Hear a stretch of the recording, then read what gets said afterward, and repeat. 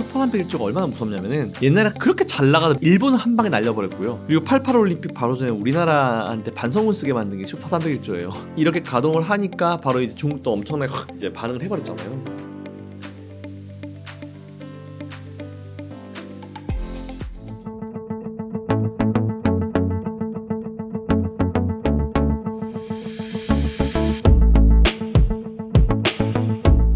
네, 저는 김선영의 이클래스라는 유튜브를 운영하고 있고요. 현재 지금 뭐 국내 주식 투자, 해외 주식 투자력이 좀 길고 뭐 다양한 케이스를 좀 이제 경험했기 때문에 여러분께 좀 이런 경험을 좀 나눠드리고자 또 출연하게 됐습니다. 대주전자재료는 테슬라 때문이죠. 그래서 전 사실 대주전자재료 보고 느꼈던 게 확실히 이 테슬라가 2차전지 차지하는 이 무게감이 장난이 아니구나. 그리고 이게 만일 테슬라가 다시 반등을 시작하게 됐을 때 2차 전지가 정말 빠르게 올라올 수 있겠구나라고 진짜 확신을 가진 게 사실 어제 대주전자 재료였는데, 최근에 핫한 건 4680이잖아요. 4680도 아니에요. 2170 관련이었습니다. 그러니까 테슬라가 연말에 2170 배터리 업그레이드에 대한 수혜 기대, 뭐 이거에 대한 얘기가 나왔었어요. 그런데 이제 이 연말에 나온 2170 배터리에 실리콘 음극재를 적용할 예정이다라는 그런 내용이 나왔거든요. 근데 우리나라에서 거의 유일하게 지금 실리콘 음극재로 유일한 기업이 대주전자 재료이기 때문에 이게 테슬라의 공급망에 편입될 가능성이 있다라는 그런 내용이 나오면서 대주전자 재료가 확 튀었어요. 그리고 2170 배터리에 대한 어떤 그 업그레이드 수혜 기대감, 이것 때문에 LNF까지 같이 튀었거든요. 그래서 저는 오히려 이런 걸 봤을 때 만일 진짜 테슬라나 전기차가 진짜 끝났다라고 하면은 이런 이슈가 나왔을 때도 주가가 그냥 지지부진해야 정상이에요. 근데 오히려 이런 거 딱 나왔을 때, 그리고 지난번에 테슬라도 마찬가지잖아요. 미국 중국에서 FSD 하겠다 했을 때 주가 팍 튀었거든요. 그러니까 지금 2차전지 투자자들과 전기차 투자자들은 뭔가를 기다리고 있어요. 이 시장을 완전 바꿀 트리거가 뭔가 나와주기를 기다리고 있는 상황이고, 절대 이쪽으로 들어와 있는 수급이나 관심이나 이런 게 죽지 않은 상황이기 때문에 오히려 저는 2차전지 쪽의 분위기 전환은 정말 어느 순간 한 방에 될 수 있다라는 그런 생각이 좀 들었었거든요. 그래서 오히려 저는 대주전자 재료가 이렇게 튀었을 때, 그리고 LNF가 이렇게 튀긴 걸 딱 보고 나서 확실히 전기차는 이제 우리가 투자를 이어가야 된다, 이거 지금 빼면 안 된다라는 그런 생각이 좀 많이 들었었다라는 그런 하나의 이제 예로 좀 들 수 있었던 것 같고, 실리콘 음극재에 적용한다라고 하고 대주전자 재료의 어떤 공급망 편입 가능성, 저는 있다고 봅니다. 가능해요. 가능하다 봅니다. 그래서 일단 이것도 이제 돼 봐야 되는 거지만 가능성을 아예 제로로 놓고 볼 수는 없는 부분이기 때문에 관련주들을 한번 체크해 보실 필요가 좀 있을 것 같습니다. 보통 평균의 오류, 그리고 이제 사람들이 일반적으로 생각했을 때 이제 좀 디테일하게 좀 신경을 써야 될 부분이 좀 분명히 있는 것 같아요. 뭐냐면은 우리가 일반적으로 뭐 어떤 시장 점유율이라고 하는 거는 기본적으로 이제 생산 점유율이라고 하는 건 전 세계에서 총 생산 대수 중에 뭐 중국이 생산을 몇 대 하면은 중국의 생산 점유율이 얼마다, 이렇게 보통 평가를 하거든요. 근데 지금 최근에 뭐 판매량이나 아니면 뭐 생산량, 인도량 이런 것 때문에 이제 테슬라가 뭐 중국 정시에 밀린다라고 그런 얘기를 하는데, 첫 번째로 중요한 포인트가 뭐냐면 테슬라는 미국 전기차 기업이지만 전 세계에 다 팔고 있습니다. 다 팔아요. 근데 중국산 전기차는 딱 두 군데 팔아요. 유럽 그리고 자국.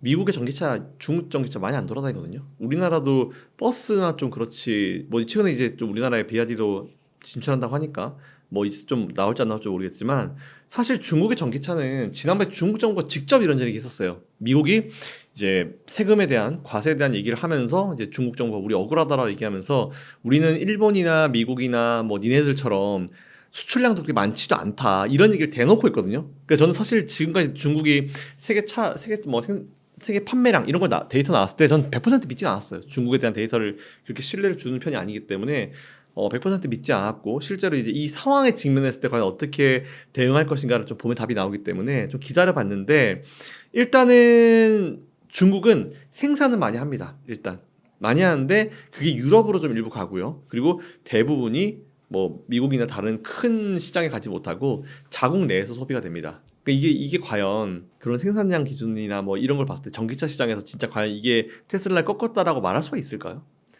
그러니까 이게 지금 중국의 경제 상황과 좀 맞물려서 문제인 것 같아요. 중국 경제는 지금 안 좋잖아요. 안 좋아서 요즘 보면 갑자기 우리나라 테슬라나 알리나 이런 기업들이 우리나라에 진출하면서 막 정말 싸게 정말 후려친 제품들이 판매가 되고 있잖아요. 근데 최근에 왜 그런 액션들이 나올까 우리가 좀 생각해 볼 필요가 있어요. 중국은 경기가 워낙 안 좋은데 이거를 자기들이 가지고 있는 최고의 장점, 생산량을 커버를 하려고 해요. 그러니까 생산을 해서 해외로 이제 수출을 그냥 거의 밀어버리는 거죠. 팔든지 안 팔든 일단 밀어버리는 거죠. 이렇게 지금 버티려고 하는 게 중국의 지금 현재 정책이기 때문에 전기차도 마찬가지라 생각합니다. 일단 생산량 늘려놓고 이제 해외로 밀어버리는 거죠. 근데 이제 사실 미국이 이번에 슈퍼 301조 무역법 301조 그거를 이제 적용을 시킨다라고 얘기를 하니까 중국이 일단 놀래가지고 우리는 수출도 별로 안 한다라고 손을 들어버리고 본심을 얘기를 해버린 거죠. 그러다 보니까 사실은 생산량이 많은 게 문제가 아니고 많이 팔아야 되잖아요. 그리고 이제 이게 차를 생산해 누군가 주문이 들어오면 차를 생산해서 이제 그 사람한테 인도가 딱 되어야 되는 인도량이 되게 중요한데 그런 구체적인 데이터가 그렇게 많지가 않아요, 중국은. 그래서 오히려 저는 중국이 어떤 시장이든지 간에 중국이 그쪽에 들어오게 되면 항상 문제가 발생합니다. 옛날에 태양광도 마찬가지였지만. 근데 태양광 때는 미국이 중국을 제재를 걸지 않았어요. 그래서 이제 그 시장 아예 중국이 먹어버린 건데 전기차는 안 그러죠. 바로 지금 이번에 딱 대응을 해버립니다. 그렇기 때문에 오히려 그 예전에 이제 태양광 사례랑은 좀 다르게 돌아갈 수 있다는 그런 생각을 가지고 있고 테슬라를 꺾었다라는 그런 얘기가 있는데 사실 중국 지금 전기차 업체들은요 중국 정부가 보조금 안 주면 망하는 게 90%가 넘어요. 몇몇 기업만 이렇게 살아남는 그런 상황이기 때문에 지금 거의 인해전술이죠. 막 우리가 이제 스타크래프트로 하면 이제 저기서 이제 저글링만 엄청나게 뽑아가지고 이제 와 그냥 어택당 찍고 이제 공격하는 그런 상황이고 미국 같은 경우는 이제 미국은 오히려 프로토스 다들 그 스타크래프트 좋아하시니까 뭐 그걸 예를 들어 설명드리면 프로토스 질럿 하나 몇 마리 뽑아가지고 이제 오고 있는 거 치고 있는 거고 그리고 저쪽에서는 이제 저글링 막 뽑아가지고 와 그냥 어택당 찍고 이제 공격하고 있는 그런 분위기인데 저글링 어택당에는 뭐 한계가 있죠. 이쪽에서 계속 업그레이드하고 있으니까. 그래서 오히려 그렇게 좀 재밌게 예를 들어 드리면 설명드리기 위해서 이렇게 말씀을 드렸는데 딱 그런 상황인 것 같아요, 지금은.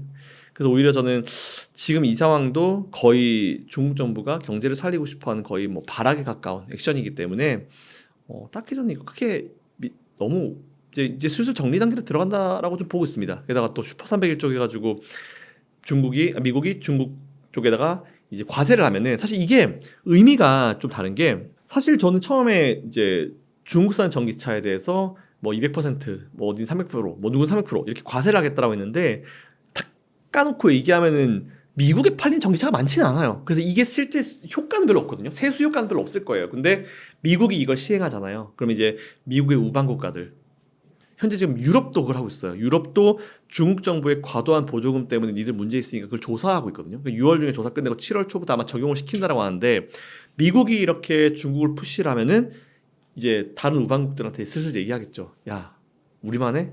이렇게. 그럼 이제 우리나라나 일본이나 다른 국가들 안 따라할 수가 없잖아요. 그러니까 전 세계적으로 글로벌적으로 이제 이렇게 딱 중국 관련 기업들을 이렇게 고사를 시켜버리는 거죠. 그래서 그런 정책들이 이제 앞으로 나올 거기 때문에 전 지금 중국 전기차가 거의 마지막 거의 뭐 발악의 수준이라고 생각합니다. 문제는 포화도 포화인데 그 전기차를 하도 그렇게 많이 국민들한테 팔고 있는데 충전할 데도 없어요. 충전할 데가 없어가지고 뭐 충전하면 하려면 몇 시간씩 기다리고 충전도 또 오래 걸리잖아요. 그런 상황이라고 하더라고요 지금. 그런 걸 봤을 때 오히려 차도 애국 소비 뭐 이런 것도 있긴 있지만 그 애국 소비도 사실 저는 한계가 있을 거라 봐요. 그 중국은 이제 애국 소비에서 예전에 뭐 나이키 사지 마라 이런 식으로 한번 했었잖아요. 그래서 그때 당시 나이키가 되게 걱정을 많이 했어요. 아 이제 우리 또 저렇게 나오면은 매출 떨어지겠네. 근데 그 이후에 나이키가 뭘 했냐면은 온라인으로만 40%인가 50%인가 할인 판매를 했어요. 중국에서. 근데 그거 시작하자마자 10몇 분 만에 끝난 거 아시죠? 그러니까 애국 소비가 잘 안 먹히는 순간이 저는 올 거라 보고 있어가지고 오히려 저는 그런 것들 너무 마음 쓰실 필요 없을 거라 생각합니다. 일단 중국 정부는 보조금을 줄이진 않을 거예요. 왜냐하면 줄이면 다 망한다니까요. 중국 전기차 다 망해요. 한 90% 망해요. 그렇기 때문에 그걸 워낙 잘 알고 있기 때문에 중국은 전기차 보조금을 줄이진 않을 겁니다. 게다가 또 중국은 이게 어쨌든 많이 찍어가지고 많이 팔아야 되니까 이용하는 배터리 자체가 LFP예요. LFP를 써가지고 이제 싼 전기차를 만들어서 이제 거의 밀어내는 방식이죠.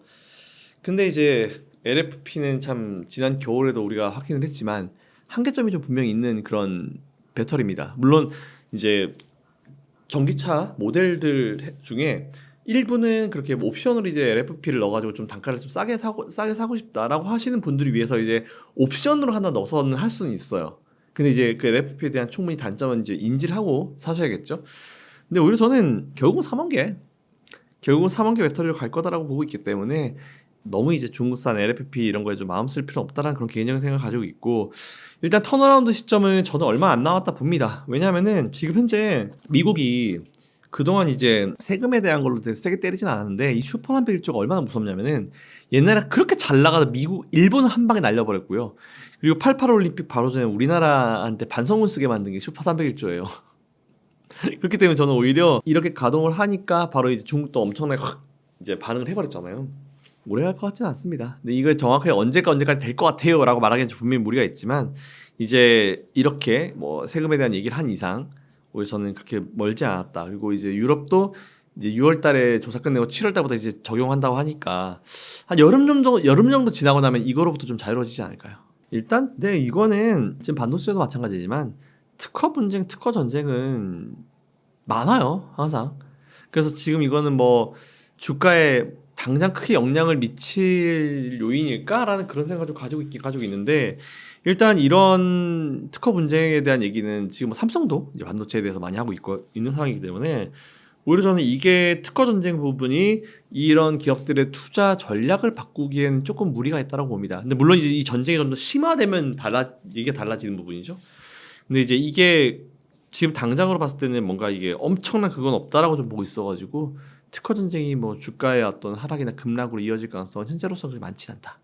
하지만 추후엔 언제든지 발생할 수 있을 것 같다. 이 정도로 하겠습니다. 덜 받은 종목에 투자하는 것과 이미 잘 알려진 기업에 투자하는 것 두 가지 방법이 있는데 장단점이 있어요.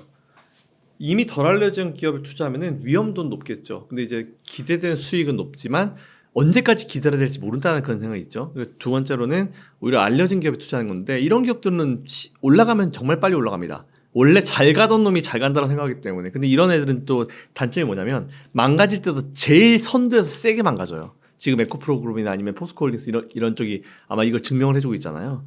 그래서 저는 오히려 투자 입장에서 봤을 때는 좀 글쎄요, 좀 중장기적으로 봤을 때는 오히려 지금 웬만한 2차전지들의 밸류가 지금 완전 주가가 다 내려와 있는 상황이기 때문에 뭐 하나 고르기 참 어렵습니다. 지금은 오히려 진짜 에코프로 그룹들 뭐 그리고 포스코홀딩스 이런 라인들로 원래 잘 갔던 애들 라인으로 저는 가는 게 맞다라고 봐요. 그래서 지금 워낙 주가 많이 밀려있기 때문에 뭐 지금 어떤 종목을 매수하셔도 큰 문제 없을 것 같다. 단 실적이 잘 잡히는 기업들 위주로.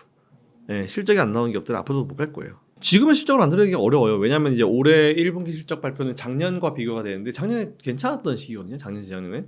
그렇기 때문에 괜찮았던 시기와 지금 비교하는 건 무리가 있습니다. 그래서 지금 뭐 2차전지 관련 기업들 실적 발표되는 거 보면 뭐 영업이익 마이너스 90몇 프로 이런 식으로 나오잖아요. 근데 예전 삼성이 그랬어요. 삼성전자가.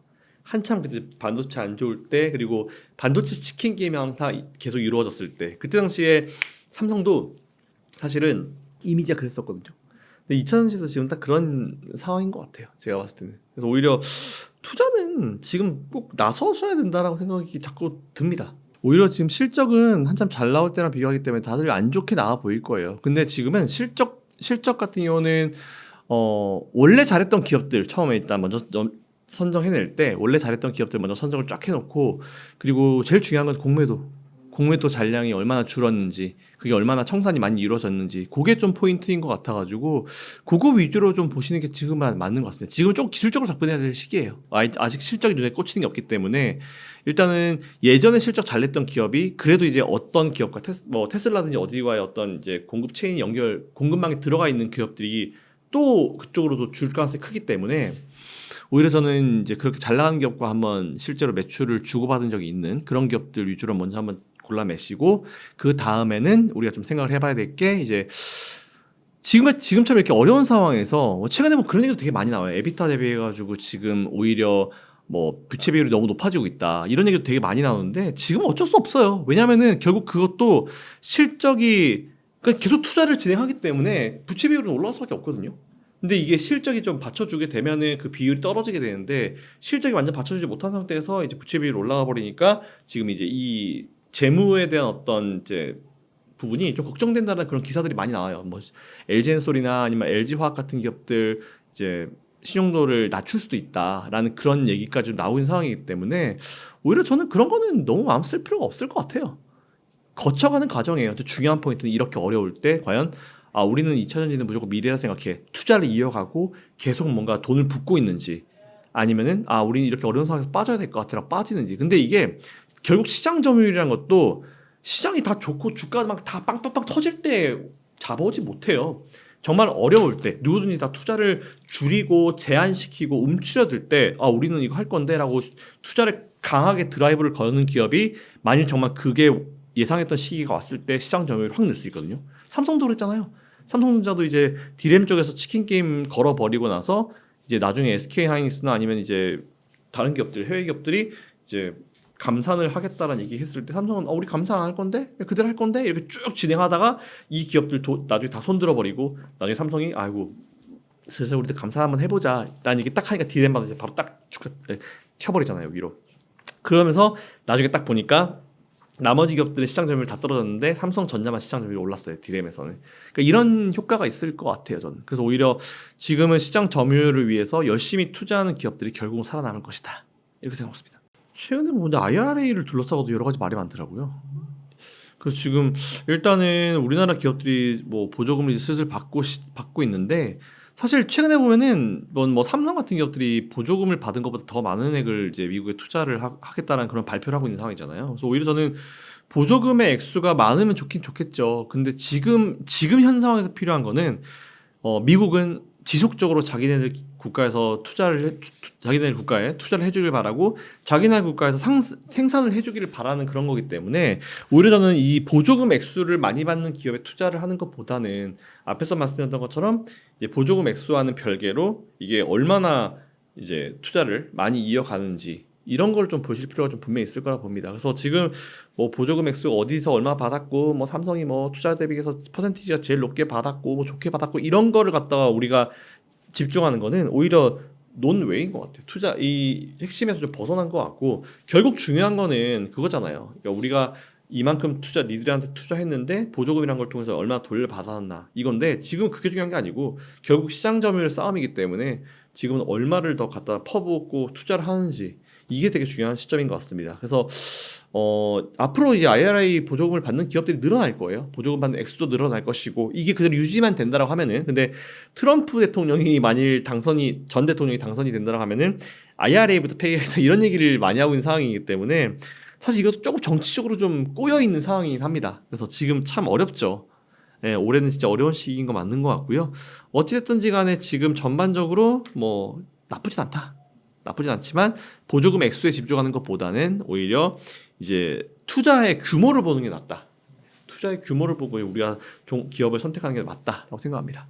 4680 배터리 뭐 이거 몇 년 전부터 계속 관심을 많이 받았었죠. 그래서 이게 기존 원통형 대비해 가지고 이제 에너지 용량은 한 5배 되고 그리고 이제 출력은 한 6배 이상 향상이 돼 있는 배터리. 그래서 주행 거리가 한 20% 늘어난다. 사실 이런 얘기가 있어 가지고 다들 4680을 많이 만들고 싶어 했습니다. 특히 뭐 테슬라 같은 경우는 자체적으로 이제 우리 만들 거야 이런 식으로 얘기했는데 오히려 4680의 출력이 이제 다른 기업들이 2170보다 안 나오는 그런 상황이 발생하면서 좀 애매하게 되긴 했죠. 근데 결국은 이제 가야 될 길이라 생각되고 있고 그리고 지금 이미 또 많이 우리나라에도 직접적으로 수혜받는 기업들이 좀 나오고 있는 상황이기 때문에 저는 일단은 관심주도 좀 정리해서 우리가 좀 투자를 해볼 필요는 분명히 있을 거라 생각합니다. 일단 제품 양산되면 제일 처음 수혜를 받을 수 있는 게 삼성 SDI랑 LG 엔솔. 물론 이제 지금 보면 삼성 SDI는 지난번에 전고체 배터리 얘기가 나오고 나서 주가가 한번 떴는데 LG 엔솔은 지금 계속 떨어지고 있거든요. 주가가. 그래서 지금 이게 LG 엔솔, LG 화학이 최근에 주가가 계속 하락하고 있는 가운데 4680 나오게 되면은 이제 LG 엔솔을 우리가 생각을 안 해볼 수가 없어요. 그래서 오히려 저는 이게 양산이 되게 되면 제일 수혜를 많이 받을 건 역시나 기존에 많이 받았던 이제 LG 엔솔과 삼성 SDI 이렇게 좀 보시면 될 것 같고 거기도 하게 삼성 SDI 같은 경우는 뭐 언제 나올지 모르겠지만 전고체에 대한 이슈가 있기 때문에 이 두 기업 한번 관심을 가져볼 필요는 있을 것 같습니다. 이미 테슬라는 근데 4680 자체 개발하는 거 거의 내려놓은 것 같아요. 그 긴 기간 동안에 했을 때 안 됐으면은 오히려 물론 이제 비용 줄이고 싶은 것도 있었고 테슬라 입장에서는 이제 공급망의 어떤 다변화 좀 다양한 곳에서 받아놓는 게 낫잖아요. 그런 것 때문에 이제 자체 개발을 하고 싶었던 것 같은데 일단은 뭐 비싸더라도 사줄지 어쨌든 처음 나오게 되면 가격은 비싸게 돼 있죠. 근데 이제 이게 비싸더라도 사줄 것이다라고 제가 확실하게 말할 수 있는 시점은 전기차 시장이 다시 수요가 살아나는 시점이 될 것 같아요. 그러니까 빨리 전기차를 팔아야 되는데 배터리가 없을 때 지난번에도 사실 그랬잖아요. 그러니까 이게 테슬라에 이제 납품하는 그 가격이 거의 납품하는 기업들 입장에서는 포트폴리오가 됐거든요. 그러니까 우리가 테슬라한테 이 정도 납품하고 있어라는 게 됐어요. 근데 그때 당시에 테슬라는 어쨌든 전기차 시장 점유율을 가지고 싶어가지고 어쨌든지 간에 그냥 비싸든지 말든지 막 사들일 때였거든요. 근데 이제 그런 시기가 다시 되려고 하면은 전기차 수요가 다시 살아나는 시점이 와야 된다고 보고 있어가지고 비싸더라도 사줄지 안 사줄지에 대한 부분은 그때 당시에 이제 미래에 다가올 그때 당시에 이제 전기차 시장 상황에 따라 좀 달라질 것 같긴 합니다. 근데 또 사실 지금은 테슬라도 이제 전기차를 팔아가지고 이제 마진율보다는 마진 그 금액보다는 시장 점유율을 잡겠다라고 하면서 이번 치킨 게임을 이제 참전을 했기 때문에 오히려 저는 그런 입장에서 봤을 때는 진짜 나중에 수요가 살아나는 시점 되면은 진짜 비싸도 비싸도 사주는 쓸어 담아가지고 사는 그런 시기가 오지 않을까. 그러면 당연히 이것과 관련된 4680 관련된 기업들 그리고 2000년 관련된 기업들 다 움직일 수밖에 없죠. 그렇죠. 그 사이에 이제 트럼프 대통령이 1, 2기를 임기를 마치고 나서 바이든 대통령이 되고 나서 그 몇 년 기간 동안에 전기차 시장이 되게 많이 성장했어요. 성장했고 그리고 이제 원래는 미국 대선의 제일 중요한 지역이 러스트벨트 지역이잖아요. 근데 그 러스트벨트 지역이 기본 베이스가 자동차 산업이에요.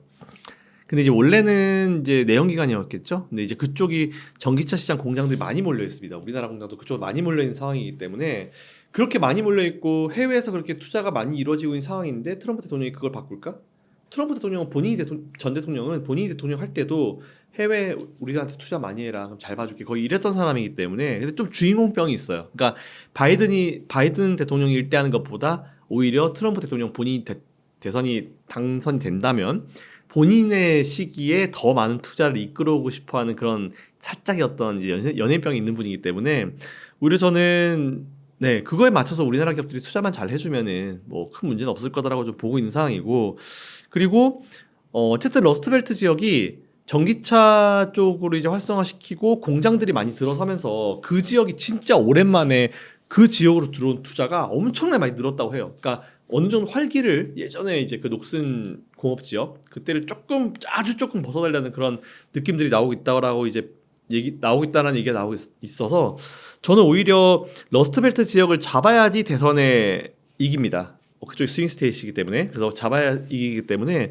트럼프도 그렇게 강하게 나오지는 못할 것 같아요. 이미 너무 많이 성장을 했고 그쪽 산업에서 이제 일을 하고 있는 사람들이 많기 때문에 전 조금 그거는 네 우리가 봐야 될 문제라고 생각합니다. 어쨌든 이게 순환인 것 같아요. 그러니까 이 전기차 그 소재 관련 기업들도 보면은 양극재, eng극재, 뭐 분리막 이제 뭐 전액 이게 한번 쭉 돌았었어요. 양극재, eng극재 잘 갈 때 전액이랑 분리막 못 갔거든요. 근데 이제 이쪽이 워낙 쳐져 있으니까 이쪽이 빵 뜬 것 같은데 오히려 저는 앞으로도 여기서 투자 포인트를 우리가 얻을 수도 있다라고 생각되는 게 좀 순환이 될 것 같아요. 이 테마 내에서. 그래서 지금 이제 전기 뭐 좀 쳐져 있다 하더라도 이제 지금 잘 가고 있는 쪽이 좀 내려오는 시점이 되면은 나머지가 또 돌지 않을까 생각되고 있어가지고 이거는 한 업종 내에서의 테마의 선순환 구조가 만들어지지 않을까라고 생각하고 있습니다. 전기차 쪽도 이제 따라가지 않을까요 결국은?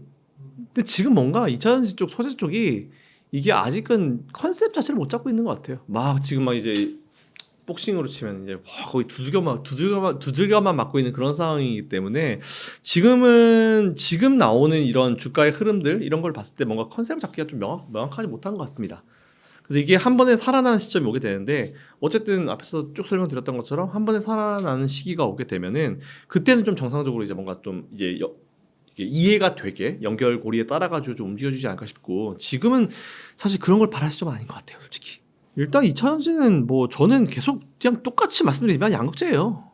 양극재 무조건 하셔야 된다 봐요. 왜냐하면 앞에서 워낙 잘 나갔고 그리고 이제 원래 잘 나갔던 쪽에서 잘 나갈 수밖에 없었고 양극재라는 거는 원래는 이제 배터리에서 제일 많은 비중을 차지하잖아요. 근데 이제 이게 빵 뜨면서 매출을 최고로 찍게 만들어 준 게 결국은 이제 러시아 우크라이나 전쟁 발생하면서 이제 모든 원자재 가격이 다 올라가면서 양극재 가격도 팍 튀었거든요. 그러다 보니 양극재 가격이 튀다 보니까 배터리 가격도 올라가겠죠. 근데 이제 그 비싼 가격의 배터리를 파니까 매출액이 좀 크게 보이는 효과가 나왔던 거고. 근데 지금은 이제 양극재를 포함해서 모든 이제 이 커머디티 가격들, 이제 배터리에 들어가는 이 소재 가격들이 다 하향 안정화를 찾고 있기 때문에 원래대로 돌아가는 거예요. 사실은 이게 떨어지는 게 아니고. 그래서 지금 원래대로 돌아가는 상황이기 때문에 똑같이 뭐 100개를 판다 했을 때 예전보다 매출은 안 찍히겠죠. 근데 저는 오히려 이 가격대가 좀 더 내려와 주게 되면은 오히려 이제 수요가 더 폭발해가지고 매출은 전반적으로 곱하기로 넘어가니까 이제 매출은 더 성장할 수 있는 그런 계기가 될 수 있을 것 같아가지고 일단 저는 그렇게 조금 이제 양극재 쪽이 안정을 찾는다라고 하면은 오히려 저는 양극재 쪽으로도 우리가 좀 집중을 하는 게 맞다라고 봐요 저는. 어차피 우리가 투자를 할 때 이제 2차 전지와 배터리를 제외하고 나머지 쪽에 또 당연히 포트폴리오를 가져가야 돼요. 근데 이게 문제가 지금은 안 될 거예요. 하라고. 왜냐면 다 물려 있으시니까 지금은 포트를 바꾸기가 어려우실 거예요. 그래서 이제 지금 요거를 말씀드리기 참 어려운 시점인 것 같고, 그래서 오히려 지금은 2차 전지랑 배터리가 문제가 뭐냐면 이제 투자 비중이 너무 높아요.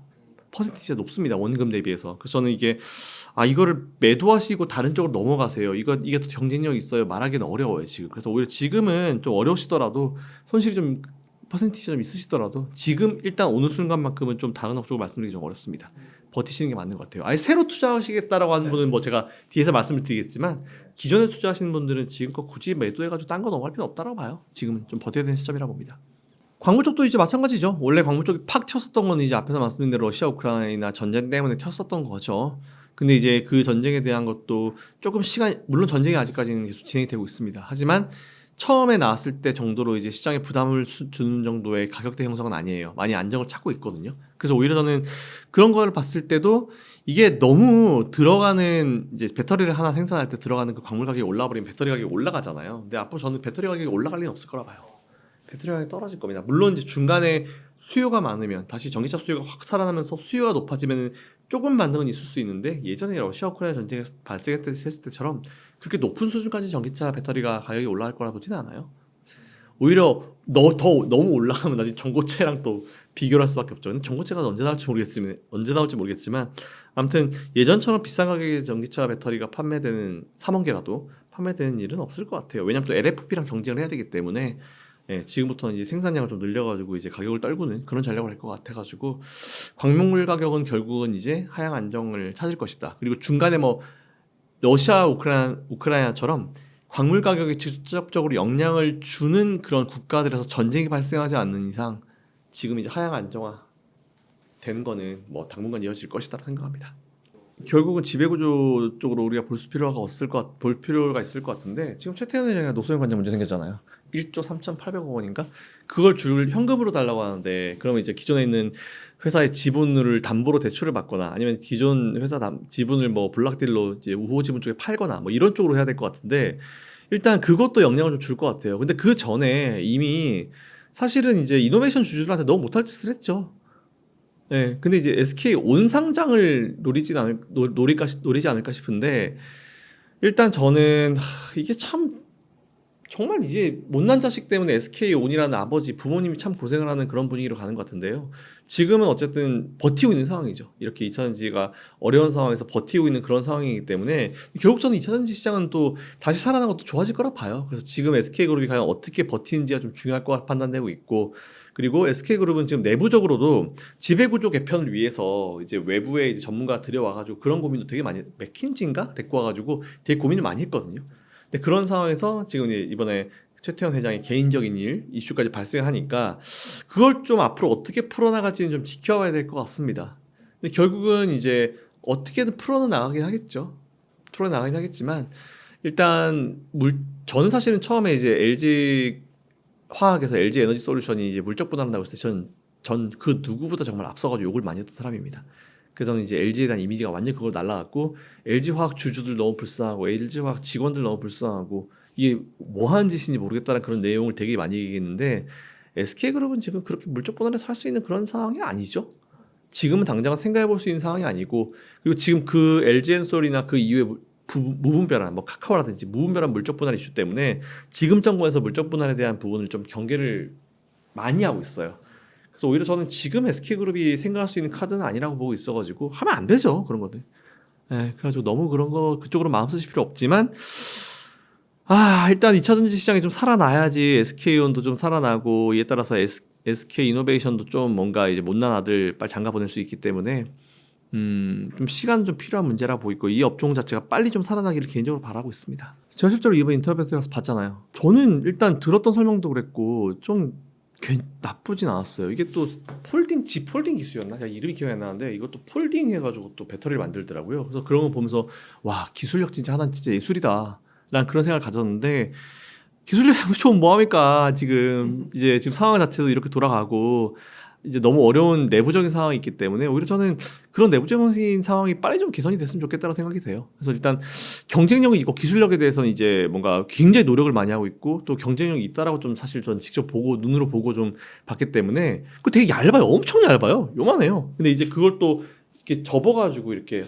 페이퍼로 이런 쌓아나가는 방식으로 배터리를 만들어가지고 확실히 이거는 한번 진짜 기술력에 대한 부분이 이제 좀 경쟁력이 있다라고 좀 생각이 됐고 근데 기술력 아무리 경쟁력 있고 아무리 좋은 제품이라도 외부적인 이슈가 받쳐주지 못하면 사실 주가는 못 가거든요. 그래서 전 참 그게 좀 하나 유일한 걱정이긴 합니다 사실. 근데 그 걱정 말고는 딱히 다른 걱정은 없는 것 같아요 솔직히. 지금은 진짜 버티셔야 되는 시점이에요. 제가 몇 년 전에 나와서 뭐 1년 전, 2년 전쯤 나와가지고 반도체 말씀드릴 때도 그때 당시에도 이제 되게 어려웠거든요. 저도 반도체 투자라고 말씀드리기가 되게 어려웠던 시점이고 왜냐면 그때 당시에 반도체 투자라고 한 사람은 거의 역적 취급을 받았기 때문에 참 그때 막 리플로 많이 비판도 받고 했었던 상황이기 때문에 근데 돌아보면은 결국은 남들 다 아니라고 노라고 했었던 그런 업종에 투자를 해야지 결국은 수익을 낸다라는 걸 우리가 최근에 2, 3년 동안 너무 많이 깨달았기 때문에 지금부터는 절대로 한 업종에 이번에 아마 느끼셨을 거예요. 2차전지에 몰빵이 돼 있으신 분들은 상대적 박탈감이라는 걸 정말 크게 느끼시면서 앞으로는 이거 업종 하나만 사서는 안 되겠구나. 특히 반도체 가는 걸 보면서 그때 내가 2차전지 좀 매도해서 반도체 샀으면 이런 생각을 되게 많이 하실 거예요. 그러니까 앞으로는 2차전지 한 업종에만 투자하지 마시고요.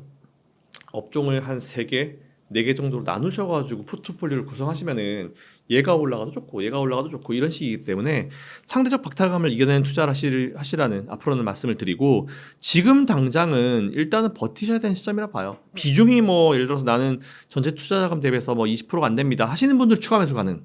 추가 매수해서 단가 떨구기 가능하지만 공매도가 이제 중지되기 전과 지금 현재를 비교했을 때 공매도가 청산이 많이 의미 있게 많이 이루어진 기업 위주로 투자를 해보시되 일단 지금은 당장 돌아서는 그런 분위기로 할 것 같지는 않으니까 조금 시간에 여유를 두시고 중장기 투자하시라는 말씀드리겠습니다. 일단은 지금 뭔가 새로운 이슈의 부재인 것 같아요. 지금은 뭔가 새로운 악재도 없고 새로운 호재도 없고 새로운 악재라고 하면은 최근에 이제 미국 국채가 조금 흔들린 거 그 정도밖에 없는 것 같고 근데 연준 위원들이 기존부터 계속 금리 인상 가능성을 얘기해온 사람은 계속 해왔기 때문에 이게 기존에 있었던 것들이 계속 반복되는 상황이지 새로운 건 없는 것 같아요. 그리고 우리나라 같은 경우도 지금 밸류업에 대한 기대감을 가지고 지수는 어느 정도 좀 안정을 찾으려고 한참 노력하다가 이제 수급이 좀 많이 꼬여 있는 것 같아요. 원래는 외국인이 끌어올려온 시장을 기관이 좀 내리면서 조금 수급이 좀 꼬였었는데 최근에는 미국 쪽에서 채권이 꼬여버리니까 환율 꼬여버리고 그러다 보니까 이제 우리나라 쪽에서 외국인들이 또 유출되는 외국인들이 매도하는 그런 현상이 좀 발생하고 있는데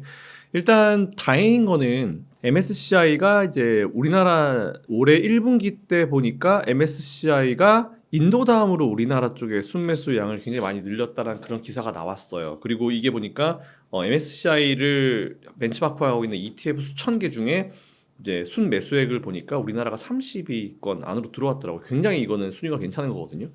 그렇기 때문에 오히려 저는 이런 걸 봤을 때 확실히 외국인들이 우리나라 밸류 프로그램에 대한 관심은 그대로 가지고 있는 것 같다. 하지만 여전히 조금 외국인들이 매수해서 올리면 항상 기관, 금융투자 이 애들이 매도를 때려버려요. 그래서 지금은 수급이 뭔가 한쪽 방향으로 이제 이루어지지 못하고 있는 부분이 좀 시장을 좀 피곤하게 만들고 있는 것 같습니다. 이 와중에 금리 인상에 대한 얘기 계속 나오고 채권에 대한 얘기 나오고 2차전지 여전히 힘들고 그리고 국내 내적으로도 이런저런 자잘한 이슈들이 나옴에 따라서 좀 변동성이 좀 있는 그런 분위기인 것 같아요. 근데 사실 이런 분위기 속에서는 우리가 그냥 눈 딱 감고 그냥 잠깐 본업하고 돌아오는 것도 전 나쁘지 않다 보고 있어서 전체적인 투자 어떤 전략을 바꾸실 필요는 없다고 생각합니다. 하지만 우리가 이미 많이 경험해 왔잖아요. 최근에 몇 년 동안 이런 비슷한 경험들, 이거 더 심한 경험들도 많이 이겨왔기 때문에 지금 이 정도 이슈는 그냥 단기적인 이슈다라고 생각하시고 넘어가시면 될 것 같습니다.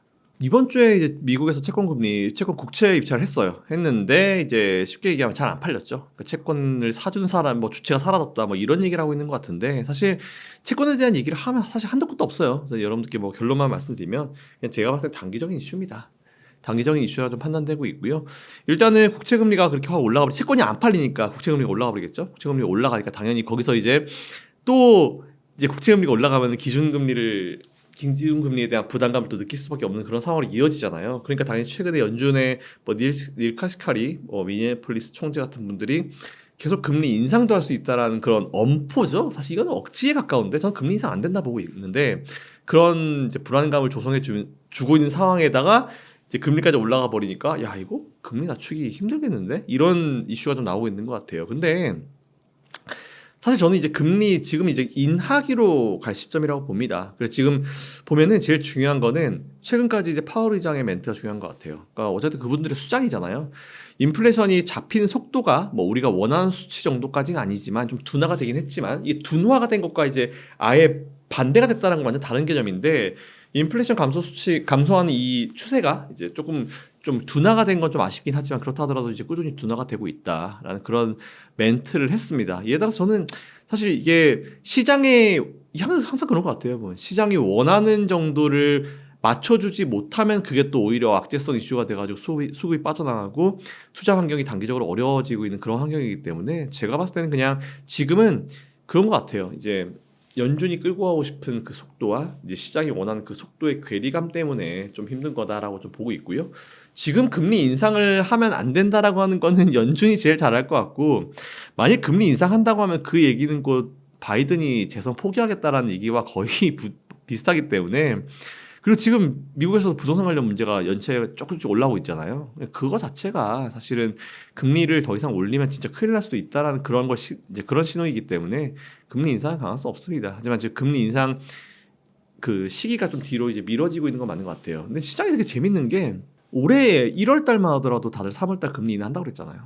그죠? 근데 그때랑 지금이랑 뭐가 그렇게 크게 바뀌었나 싶긴 합니다.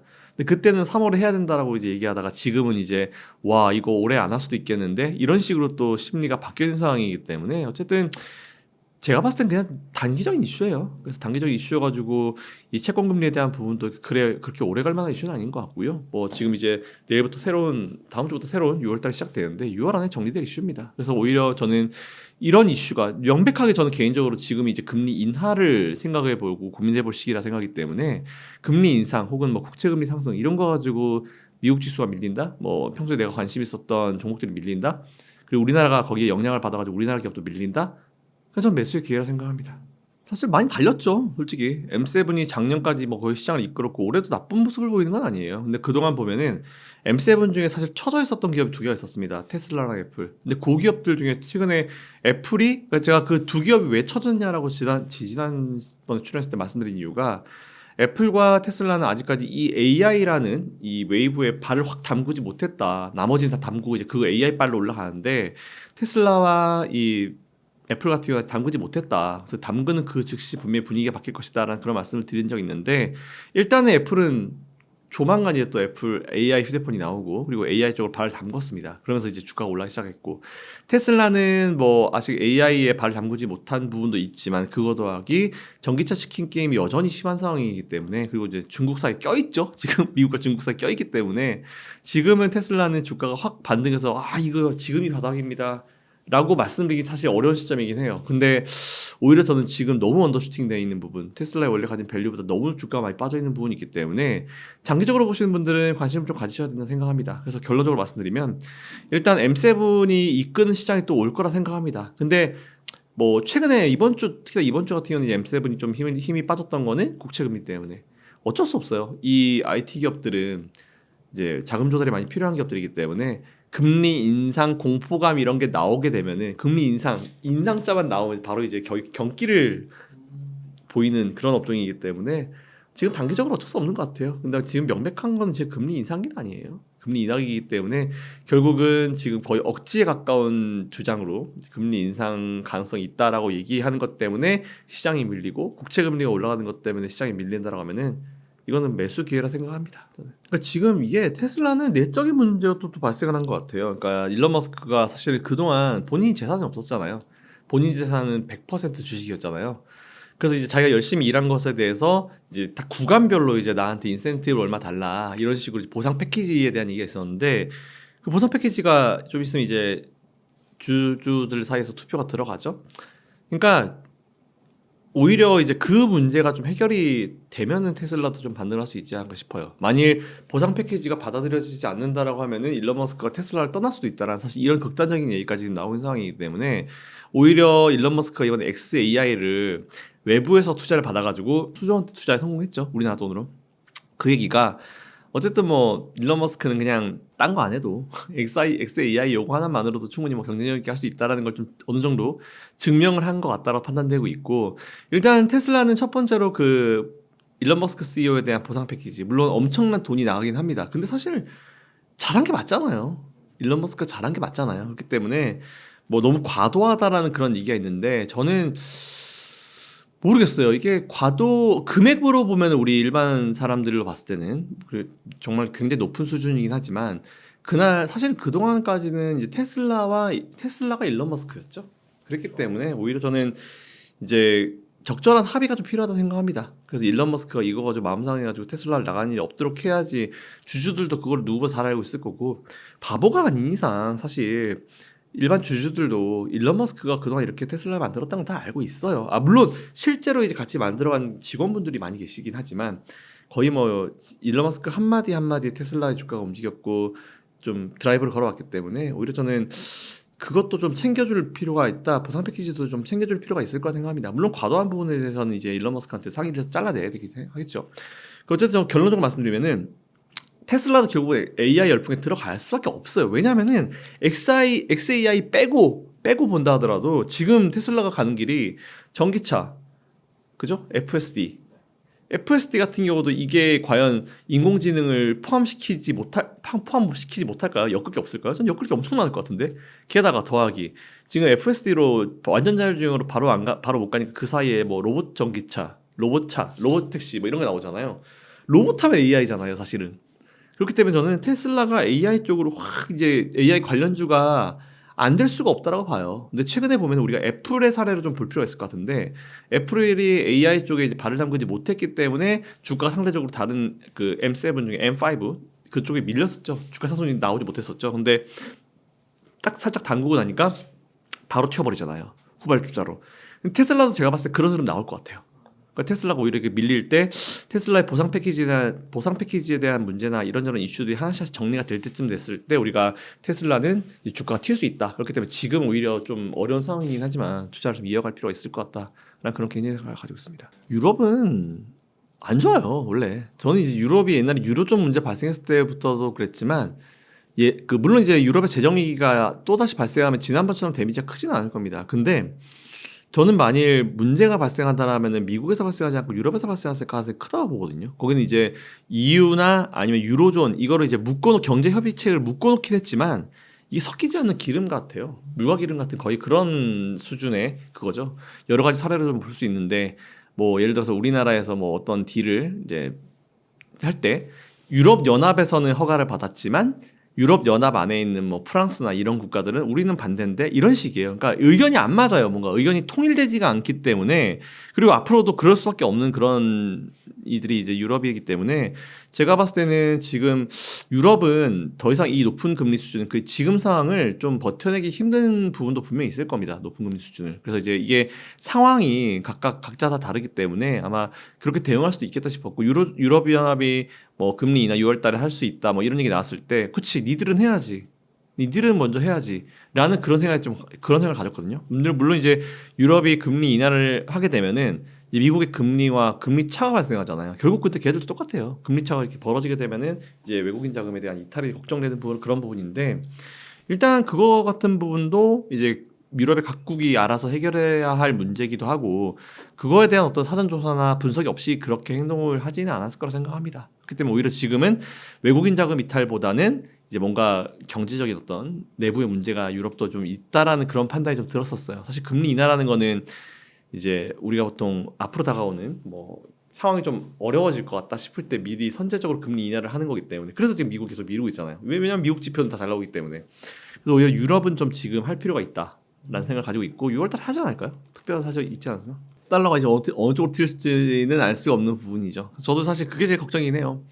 달러가 다시 또 강세로 돌아서게 되면 우리나라 또 분명히 영향을 받을 수밖에 없기 때문에 그래서 지금 사실은 유럽연합의 금리 인하로 인해서 이제 나머지 국가들이 데미지를 받을 수 있다는 것 때문에 조금 저도 이제 경계를 좀 하고 있는데 그것도 한번 지켜봐야 될 것 같아요. 상황 발생하고 나서 좀. 일단은 저는 사실 상반기보다 하반기가 더 나을 거라 보고 있어요. 지금 5월 달 들어가지고 조금 외부적인 이런저런 이슈가 나오면서 좀 우리나라 증시가 좀 쉬고 있죠. 그 보통 이제 사람들이 세린메이 이런 얘기 되게 많이 하잖아요. 그러니까 5월 달에 팔아라 그러는데 오히려 저는 그게 맞나 싶은 게 용어가 좀 바뀌어야 된다 생각을 해요. 왜냐면은 지수가 밀리고 시장이 안 좋은데 팔아라고 하는 건 말이 안 되잖아요. 파는 건 오히려 좀 높을 때 팔아야 되잖아요. 그래서 오히려 세린메이가 아니고 원래 바이메이로 아예 그냥 바뀌어야 되지 않을까. 뭐 그런 생각을 좀 가지고 있는데 일단 상반기보다는 하반기 좀 더 괜찮아질 거다라고 좀 보는 게 하반기가 되면 이제 제가 작년부터도 계속 주장을 해왔었지만 이제 미국이 금리 인하에 대한 어떤 구체적인 스케줄이 나올 수 있을 것 같아요. 전 일단 6월 FOMC가 끝나고 나오는 다플랏 점도표에 따라 가지고 금리 인하에 대한 스케줄이 꽤나 힌트를 많이 얻을 거라 보고 있기 때문에 일단은 하반기에는 제가 봤을 때는 분명히 금리 인하에 대한 이제 전반적인 어떤 그림이 나올 수 있을 것이다. 분석이 나올 수 있을 것이다. 그래서 그거에 대한 기대감으로 시장이 좀 좋은 모습을 보이지 않을까라고 생각하고 있는데 미국 대선이 또 11월이잖아요. 그렇기 때문에 저는 좀 경계하는 게 3분기 말에서 4분기 초, 9월에서 10월 미국 대선 있기 한 달 전쯤 그때쯤 돼서 만일 그 전에 말 금리 인하를 한다 뭐 발표를 한다고 했을 때 금리 인하가 처음 왔을 때 과연 그 시장이 과연 그걸 어떻게 받아들일 것인가? 금리 인하했을 때 이걸 부양책으로 받아들이면서 와 시장 더 좋겠네 이렇게 받아들일 것인가? 아니면은 야 금리 인하라는 건 예전의 사례를 보니까 경기가 좀 어려워지기 전에 연준이 뭐 짧게는 몇 개월, 길게는 뭐 몇 년 전에 미리 인하를 해놓는 거라더라. 뭐 이렇게 해석을 할 수도 있거든요. 근데 제가 봤을 때는 금리 인하를 저는 그렇게 생각해요. 금리 인하를 저는 아직까지 7월 달, 한 번 하면 12월 달, 두 번 하면 7월과 12월, 아니면 뭐 7월 이렇게 예상을 하고 있는데 금리 인하를 한 번 딱 시작했다 해서 이게 줄줄이 이어지진 않을 거라 봐요. 지금도 보면 금리 한번 올려놓고 계속 쭉 홀드되고 있잖아요. 그러니까 금리를 한 번쯤 그냥 의미 있게 사실 전 마지막 금리 인상도 조금 뭔가 그런 의미가 있고 뭐 다른 것보다는 그냥 액션 같이 그냥 이렇게 한번 더 금리를 25bp 베이비 스텝으로 올렸다 생각되는데 전 반대로 그래서 마지막에 그냥 조금 이제 상징적으로 25bp를 올렸던 것처럼 상징적으로 25bp를 인하를 한 번 할 수 있지 않을까 싶습니다. 그리고 이제 한동안 그 금리를 유지를 하면서 지켜보는 거죠. 시장이 과연 어떻게 이걸 반응하고 어떻게 이제 이거를 평가를 하는지. 그러고 나서 이제 추후에 다시 두 번째 금리 인하 스케줄을 맞추고 두 번째부터 시행할 때 줄줄줄줄 낮추는 이제 전략으로 갈 수 있을 것 같아서 지금 첫 번째 금리 인하는 그렇게 크게 우려는 안 해요. 왜냐하면은 이미 역사적으로 높은 수준이에요. 미국의 기준금리가. 그렇기 때문에 한 단계 낮춰놓는다 해가지고 크게 문제가 될 것 같지는 않습니다. 좀 상징적으로 하면 액션이 나오지 않을까 싶어요. 지금은 이건 진짜 진반영 이거 너무 뭐 누구나 다 똑같은 말씀하실 거예요. 근데 가끔은 이렇게 모든 사람들이 의견을 맞춰가지고 얘기하는 그 업종이나 섹터가 답이 될 수도 있습니다. 저는 당연히 반도체 2차전지. 2차전지 이게 좀 하기 힘들어요. 이게 반도체는 뭐 그랬던 것 같아요. 지난번에 뭐 몇 년 전에 2차전지가 되게 좋고 2차전지만 이제 얘기를 해야 될 저희 같은 사람들이 해야 될 시기가 있었죠. 그래서 오히려 저는 그때 2차전지 수익 많이 나 있으시죠? 그 일부 차익 실현하셔가지고 반도체 매수하십시오라고 그때부터 얘기했다가 우리 채팅창 우리 그때 리플창 불안 났었거든요. 막 지금은 2차전지인데 반도체 미래도 없는 반도체 하지 마라 막 이렇게 하면서 막 엄청 그때 리플이 안 좋았었어요. 근데 그때 오히려 좀 차익 실현하시고 사두셨던 분은 지금 이제 많이 분위기가 바뀌셨을 거예요. 똑같은 말씀 드리겠습니다. 저는 지금 오히려 반도체 가지고 있어야 돼요. 그리고 2차전지 많이 밀렸잖아요. 전 지금 2차전지 해야 된다 봅니다. 2차전지 지금 말 도망가시는 분들은 진짜 버틸 수 있는 거 끝까지 다 버티고 막판 거의 근처에 도망가는 거랑 거의 똑같다고 보고 있기 때문에 저는 오히려 올해 연말, 올해 하반기 그리고 내년 상반기쯤 되면 2차전지 시장이 다시 안정을 찾을 거라 보고 있어요. 그래서 지금 오히려 여러분들이 관심을 가져야 될 거는 너무 많은 업종에 사실 저는 포트폴리오 투자를 좀 지향합니다. 그래서 여러분들이 한 5개 업종 정도에 나눠서 이제 투자하시는 걸 저는 항상 의견을 드리는데 지금만큼은 조금 선택과 집중이 필요하지 않을까.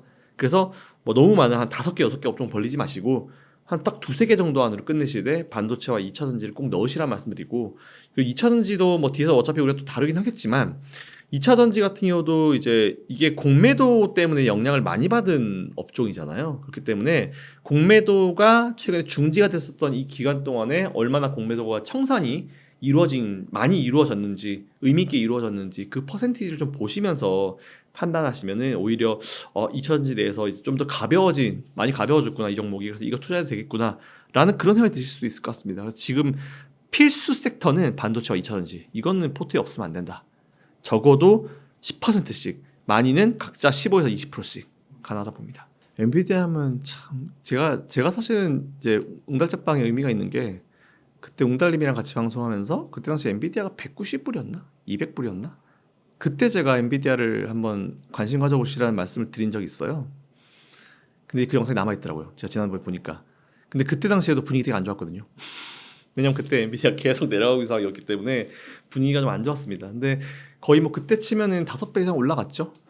그러니까 제가 이 말씀 왜 드리냐면 제가 잘났다고 말씀드리는 게 아니고 그때 당시에 엔비디아 투자를 할 때도 진짜 어려운 상황이었었어요. 전 그때 이제 엔비디아를 이제 선뜻 손이 나가지 않는 그런 상황이었는데 오히려 엔비디아가 최근에 이제 걸어온 길을 보게 되면은 일단 제일 중요한 건 실적이죠. 실적이 좀 받쳐주고 있는 그런 분위기인 것 같고 사실 이번에 어닝 발표하고 나서 최근에 근데 미국 기업들 컨셉을 좀 보면은 이번 분기에 발표된 실적이 잘 나온 것과는 크게 관련이 없는 것 같아요.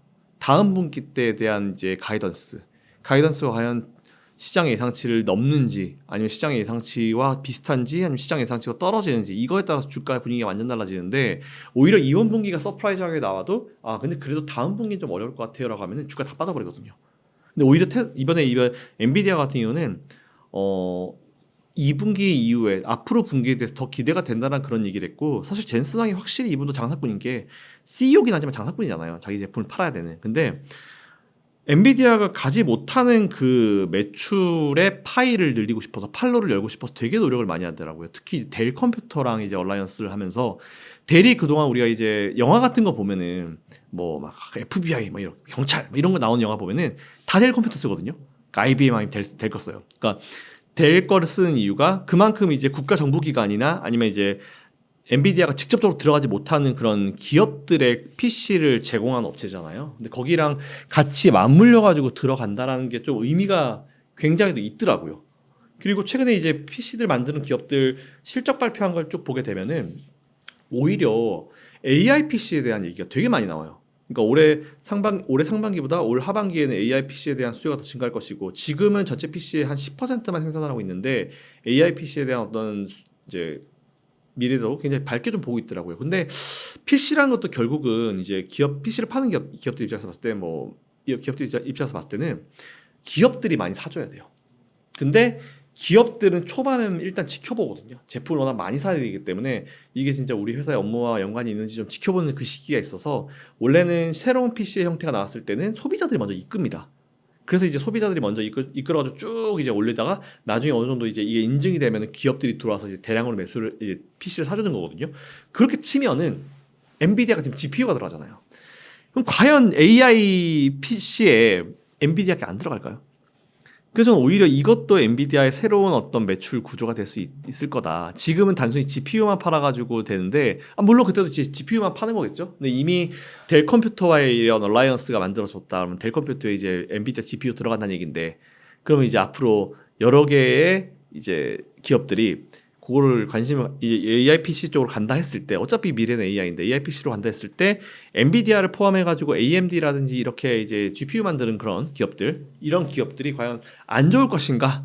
라는 그런 생각을 할 수 있고 그럼 이제 이런 팹리스 기업들은 또 이제 실제로 공장이 없기 때문에 이걸 또 만들어줄 기업들이 필요하잖아요. 그럼 이제 또 TSMC와 삼성전자의 뭐 파운드리 얘기가 나오겠죠. 예, 그래서 오히려 저는 지금 삼성전자든지 TSMC든지 아니면 뭐 이런 반도체 이런 파운드 기업이라든지 이렇게 줄줄이 쫙 엮어가지고 좋은 내용이 나올 수밖에 없는 상황이에요 지금은. 그래서 오히려 저는 엔비디아는 계속 좋을 것이다. 새로운 팔로가 열렸기 때문에 이 결론을 드리려고 길게 장황하게 말씀드렸습니다. 결국은 HBM이잖아요. 결국은 이제 HBM과 연결되는 부분인데 뭐 저는 경쟁력 있을 거라 생각합니다. SK하이닉스는 뭐 내부적인 문제만 없다라고 하면은 HBM에 대해서 HBM3를 사실 유일하게 지금 엔비디아에 제공하고 있는 업체잖아요. 거기에 삼성전자가 들어가고 싶어가지고 하다가 결국은 최근에 이제 삼성전자도 이제 엔비디아의 첫 번째 테스트는 통과하지 못했다는 얘기가 나왔는데 사실 처음에 SK하이닉스도 테스트를 바로 통과하지 못했어요. 그러니까 테스트 통과를 못했다는 것 때문에 주가가 밀린다기보다는 오히려 이거는 엔비디아와 삼성전자가 같이 맞춰가는 과정이기 때문에 결국 저는 삼성전자도 엔비디아 쪽에다 HBM을 넣을 거라 생각합니다. 그러면서부터 이제 오히려 이제 경쟁이 될 수 있을 것 같고, 사실 엔비디아가 그걸 제일 바랄 거예요. 왜냐면은 엔비디아 입장에서는 우리한테 주는 공급 업체가 많으면 많을수록 좋아요. 왜냐면은 똑같은 제품을 다 만들어, 다 잘 만들어. 근데 우리가 딱 한 군데를 선정해야 되는데, 그러면 걔네들은 그 한 군데를 위해서 서로 싸우겠죠? 가격을 내리기 정말 속된 편으로 후려치겠죠? 그럼 이제 엔비디아는 가만히 있으면서 싼 값에 줄 수 있는 거예요. 근데 지금은 SK 하이닉스 하나밖에 없기 때문에 SK 하이닉스랑 이제 부르는 값에 줄 수밖에 없습니다. 근데 오히려 여기 삼성전자가 들어와 준다? 그럼 당연히 삼성이랑 SK랑 둘이 경쟁 붙여가지고 더 싼 값을 받아올 수 있는 거죠. 엔비디아 입장에서는. 그러니까 오히려 좀 좋은 것 같고. 근데 오히려 지금 보면 앞에서도 말씀드렸지만 엔비디아가 팹리스 기업이에요. 설계만 하는 기업이고, 이거를 찍어주는 기업이 필요하고, 결국은 이번에 엔비디아의 테스트에 통과를 못했다고 하지만 결국 테스트는 엔비디아가 한 게 아니고 TSMC가 한 거죠. 엔비디아의 파운드리 기업이 TSMC잖아요. 근데 TSMC는 지금 자기들이 유일하게 지금 이제 스탠더드로 삼을 수 있는 거는 SK 하이닉스 제품이어서 이번에 그 기준을 SK 하이닉스 기준으로 삼아가지고 삼성 거를 봤을 거예요. 근데 이제 그걸 통과하지 못한 거죠. 근데 물론 이제 HBM에 대한 기술력은 아직까지 삼성이 이제 SK보다 딸리기 때문에 그건 어쩔 수 없는 부분인 것 같아요. 근데 이것도 시간이 좀 해결해 줄 수 있는 부분인 것 같고, 사실 TSMC 입장에서는 삼성 별로 안 좋아하잖아요. 파운드리도 경쟁이고 다 경쟁이기 때문에 오히려 저는 제가 봤을 때는 이게 또 어떤 식으로 튈지 모르겠지만 이런 생각도 한번 해봐요. 그러니까 삼성의 HBM이 통과가 되게 되면은, 야, 그 파운드리를 삼성이 또 받아오면, 그죠?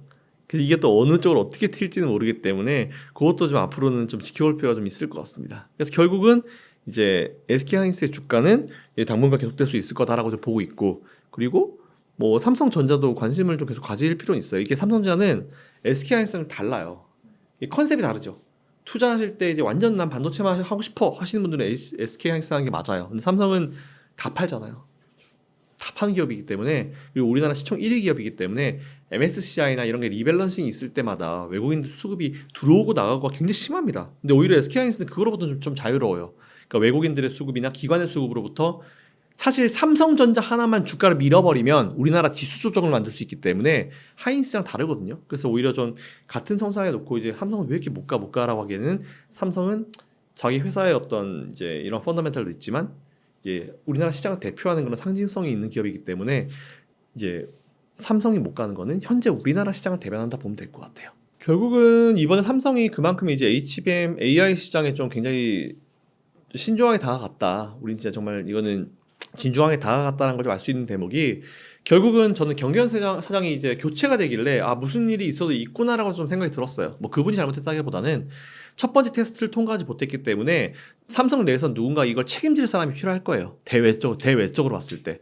그래서 저는 그게 경경 사장이 이제 본인이 책임을 지고 물러났다 생각이 들고 있고, 사실 그 테스트 통과 못한 거는 이제 경경 사장 잘못은 아니죠. 그죠?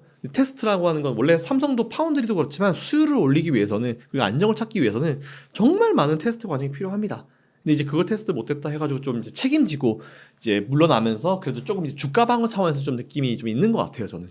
그래서 오히려 저는 그런 거는 너무 마음 쓰실 필요는 없다라고 좀 생각되고 있고, 결국 시간이 지나면은 삼성도 이제 HBM 쪽에 들어갈 것이고, 그리고 결국 HBM도 D램을 쌓는 거잖아요. 쌓아서 만든 방식이잖아요. 그렇기 때문에 원래 이제 D램 쪽 시장 점유율 1위가 삼성전자고 압도적으로 삼성전자기 때문에 결국 이제 기술력이 없어서 안 했다기보다는 2019년도에 사업을 접은 이유가 가성비가 떨어져서 사실 삼성이 접은 거거든요. 근데 그때 당시에 이제 가성비가 떨어져도 이제 SK 하이닉스는 한 것이고, 그 이후에 기술력으로 이걸 커버를 해버린 거고, 삼성은 가성비가 떨어졌기 때문에 안 했는데 뒤늦게 들어간 거고. 사실 이런 부분은 조금 경영적 판단이 좀 아쉽긴 해요.